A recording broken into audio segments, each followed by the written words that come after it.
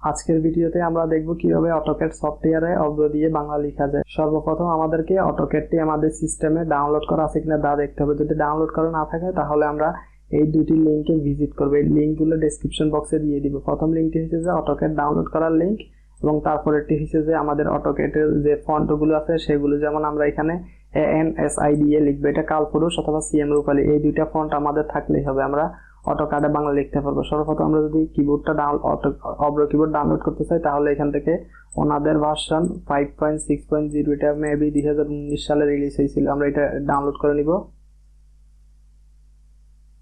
আমরা এখান থেকে এটাতে ডাউনলোডে দিব। তারপর এখান থেকে আমাদের দুটো ফন্ট ইনস্টল করতে হবে। প্রথমে কালপুরুষ ANSI, এটা যাদের নাই তারা ইনস্টল করবেন, যাদের আছে তাদের করার দরকার নাই। এখান থেকে ডাউনলোড বাংলা ফন্ট, এটাতে ক্লিক দিব।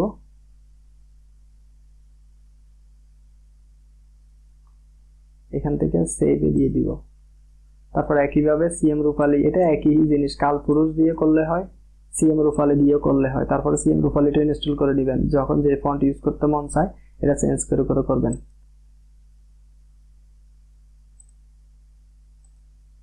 এটা আমাদের তিনটা ফাইল ইনস্টল হয়ে গেছে। এটা হচ্ছে যে অব্র সেটআপ, তারপর হচ্ছে যে কালপুরুষ ANSI, তারপরে CM রূপালী ANSI, এখান থেকে যে কোনো একটা করলে হয়। তারপর আমি দুটোটা এখানে করে ফেলছি। ফাইল ডাউনলোড করার পরে আপনাকে এইটাকে প্রথম অব্র কিবোর্ডটা ইনস্টল দিতে হবে। ইনস্টল দেওয়ার জন্য এখানে একটা লেফট ক্লিক, তারপর রাইট ক্লিক, তারপর রান অ্যাজ অ্যাডমিনিস্ট্রেটর করবেন। এরপরে যে অপশনগুলো চাইবে নেক্সট নেক্সট এরকম করে যাবেন। তারপরে যদি করতে না পারেন তাহলে ইউটিউবে কিভাবে অব্র ইনস্টল করতে হয়, হাউ টু ইনস্টল অব্র লিখে সার্চ দিয়ে এবারটি ইনস্টল করে ফেলবেন। তারপর ফন্ট ইনস্টল করার জন্য, যেমন আমি যদি এখান থেকে কালপুরুষটা আমার অলরেডি আছে, এই জন্য আমি এখানে CM রূপালীটা করে দেখাইতেছি। CM রূপালীতে ক্লিক দিব, রাইট ক্লিক দেওয়ার পর এখানে ইনস্টল ফর অল ইউজারে ক্লিক দেওয়ার পরে আমাদের এটা ইনস্টল হয়ে যাবে। তো আমার সিস্টেমে দেখাইতেছে এটা অলরেডি আছে, আপনার এই পপআপটা আসবে না, আপনার এটা ইনস্টল হয়ে যাবে। এখান থেকে রাইট ক্লিক দিবেন, যে ফন্টটাই নেবেন এখানে রাইট ক্লিক দেওয়ার পরে ইনস্টল ফর অল ইউজার, তারপর দেখবেন আপনার এখানে অব্র ইনস্টল হয়ে গেছে। ইনস্টল হওয়ার পরে অনেক সময় এটা অ্যাক্টিভ থাকে না, আমাদেরকে চেক করতে হবে আমাদের অব্রটা অ্যাক্টিভ হয়েছে কিনা। এটা সাধারণত আপনার ল্যাপটপ ওপেনের সাথে সাথেই এটা ওপেন হয়ে যায়। তারপরেও যদি ওপেন না থাকে এখান থেকে অব্র লিখবেন, অব্র লেখার পরে এটাতে একবার ক্লিক দিবেন, ক্লিক দিলে দেখবেন অব্রটা ওপেন হয়ে যেতেছে। আমার এটা যেহেতু অ্যাক্টিভ আছে বলতেছে এটা অলরেডি রানিং। আপনার এখানে অব্র যে একটা পপআপ আসে ওই অসরিয়র মতো ওইটা আসবে। তারপর আপনি যদি এখানে দেখতে না পারেন অব্র কিবোর্ডটা কোথায় অ্যাক্টিভ আছে, আপনি এখানে একটি চিহ্নতে যাবেন, এখানে না হলে এখানে একটা এ বা অর মতন একটা অপশন আছে, এটাতে আপনি যদি উপরে তুলে ফেলতে চান এটা উপরেই লাগবে আমাদেরকে। এখন এটা ডাবল ক্লিক দিবেন, তাহলে এটা উপরে উঠে গেছে। তারপর অব্র কিবোর্ডের এই বারটি উপরে উঠে গেছে। আমরা এখান থেকে বাংলা ইংরেজি এখানে ক্লিক দিলে চেঞ্জ হইতেছে, বা আপনি কিবোর্ডে যে শর্টকাটটি সেট করবেন ওইটা চাপ দিলেও বাংলা ইংরেজি এগুলো সুইচ হবে কিবোর্ডগুলো। তারপর আমরা এখান থেকে সেটিংয়ে যাব, সেটিংয়ে যাওয়ার পরে আমরা তো এখানে ইউনিক কোডে লিখবো না, আমরা ANSI তে লিখবো। এই জন্য আমরা ANSI তে ক্লিক দিব। ক্লিক দেওয়ার পরে আপনারা যারা প্রথমবার ক্লিক দিবেন তাদের এরকম একটা পপআপ ওপেন হবে। ওপেন হওয়ার পরে এখানে এই শো দিস ওয়ার্নিং এগেইন, এখান থেকে আনটিক এটা তুলে দিবেন, নাহলে এটা বারবার দেখাবে। এখান থেকে তারপরে আপনার এখানে ইউজ ANSI anyway এটাতে ক্লিক দিবেন। বাংলাতে টাইপ করার জন্য আমাদেরকে অটোক্যাডের ডাইমেনশন সেটিংটা চেঞ্জ করতে হবে। এই জন্য আমরা ডাইমেনশনে যাব, ডি লিখে কিবোর্ড থেকে ডি লিখবো, ডি লিখে এন্টার দিব। যদি অনেক সময় এমন হয় যে আপনি টাইপ করতেছেন বা ডিটা এখানে আসতেছে না, হয়তো বা কোনো টুল অ্যাক্টিভ আছে, এই জন্য প্রথমে কিবোর্ডে এস্কেপ একটা চাপ দিয়ে দিবেন, তারপরে ডি লিখবেন, এন্টার দিবেন। ডি লিখে এন্টার দেওয়ার পর ডাইমেনশন স্টাইল ম্যানেজার ওপেন হবে।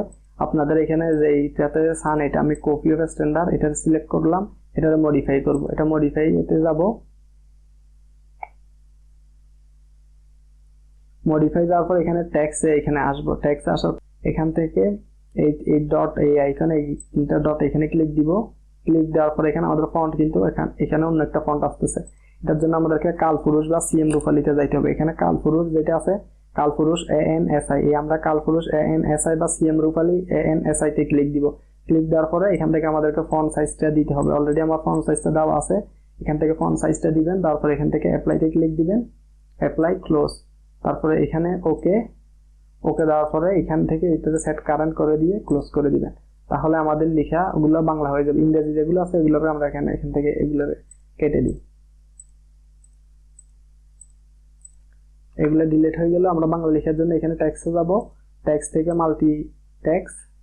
মাল্টি লাইন ট্যাক্স, এখান থেকে একটা বক্স বানালাম, বক্স বানানোর পর এখানে কি লিখবো বাংলাতে, এটা কত নাম্বার দাগ, মনে করেন আমরা এখানে 41 নাম্বার দাগ লিখবো। এখানে সর্বপ্রথম কিবোর্ডটা ইংরেজি আছে বাংলা করে নিতে হবে। আমরা তো ANSI মোডে আগেই নিয়ে রাখছি, এটা 41 41, এই 41 লিখলাম, দেখেন বাংলা হয়ে গেছে। এখান থেকে আপনারা এই ফন্ট সাইজটাকে বড় ছোট করতে পারবেন, 20 ফিট করলে বড় হয়ে যেতেছে না, আপনি 10 ফিট করবেন, এটা আপনার মতো করে করবেন। তারপর এখান থেকে as usual MS Word Excel এগুলোর মতো বোল্ড, ইটালিক, আন্ডারলাইন, তারপর সাবস্ক্রিপ্ট, সুপারস্ক্রিপ্ট এগুলো সবগুলো এখান থেকে আছে, বা আবার এখান থেকে ফন্ট এটাতে চেঞ্জ করতে পারবেন। আশা করি বাংলা লেখার জন্য কালপুরুষ ANSI থেকে আর কোনো ভালোটা নাই তো। তারপরে এখান থেকে আপনারা এগুলোকে এদিকে ডানে বামে নিবেন, কোন দিকে নিবেন এগুলো তো অ্যাজ ইউজুয়াল অন্যগুলো সফটওয়্যার যেটা এটা তো সেম। একটু করে ক্লিক করে করে এক্সপ্লোর করবেন, হয়ে গেছে যাবে তখন। এটা হলে এটা 10 আছে, আমি এটা 20 করে দিই, একটু বড় থাক 20। তারপর এটারে এখান থেকে ক্লোজ টেক্সট এডিটরে ক্লিক দিলেই হয়ে যাবে। কারণ আমাদের এটা বাংলা হয়ে গেছে 41, আমরা এটা রেড কালার করে দিই, রেড করলাম। এটারে যদি এখন 42 এগুলারে কপি করে অন্য প্লটে নিয়ে যাবো গা।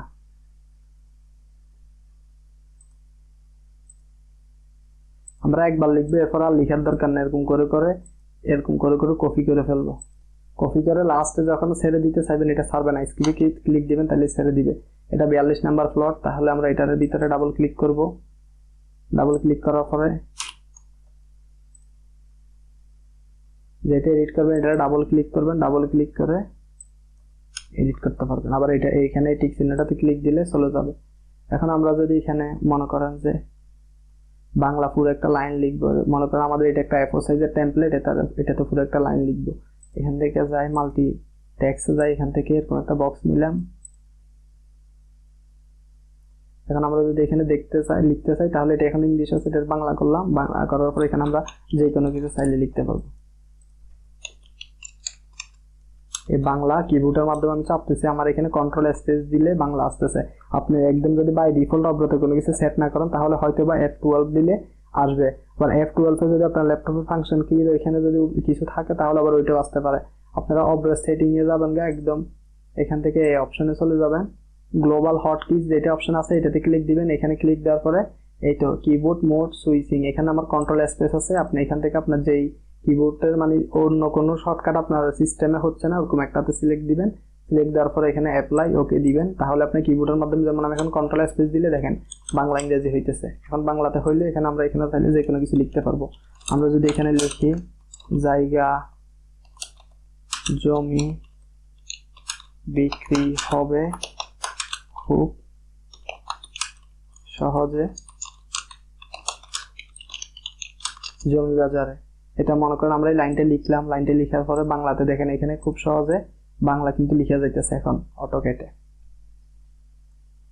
যে আমরা যে এখানে লিখলাম জায়গা জমি বিক্রি হবে খুব সহজ জমি বাজারে, আসলে কোথায় বিক্রি হবে এই জমি বাজার? আসলে জমি বাজারটা হচ্ছে যে এটা বাংলাদেশের 100% commission free real estate market place.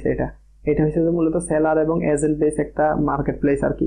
এখানে আপনারা সার্ভেয়াররা যারা আসবেন তারা এখান থেকে অ্যাড প্রপার্টি এগুলো করতে পারবেন। এজেন্ট অ্যাকাউন্ট ক্রিয়েট করার ফলে এখানে আপনি আপনার প্রপার্টির 100% কন্ট্রোল পাবেন, সবগুলো এডিট করতে পারবেন, ডিলিট যখন যেটা চাই তখন সেটা করতে পারবেন।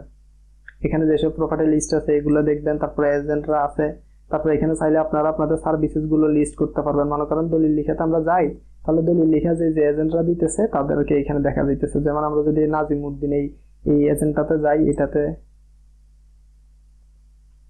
তাহলে ওনার কত ফলোয়ার আছে কি আছে, উনি কয়টা লিস্ট করছে কি আশেপাশে ওনার এটা লগইন আছে বিদে এখানে এজেন্টের নাম্বার গুলো শো করতেছে, উনি কি কি সার্ভিসেস দিতেছে, ওনার আদার ইনফো এগুলো সবগুলো দেখতে পারবেন। আশা করি আপনারা জমি বাজার যাবেন, একটা এজেন্ট অ্যাকাউন্ট খুলবেন, আজকে থেকেই প্রপার্টি লিস্ট করে জমি বাজারের এজেন্ট হয়ে যাবেন।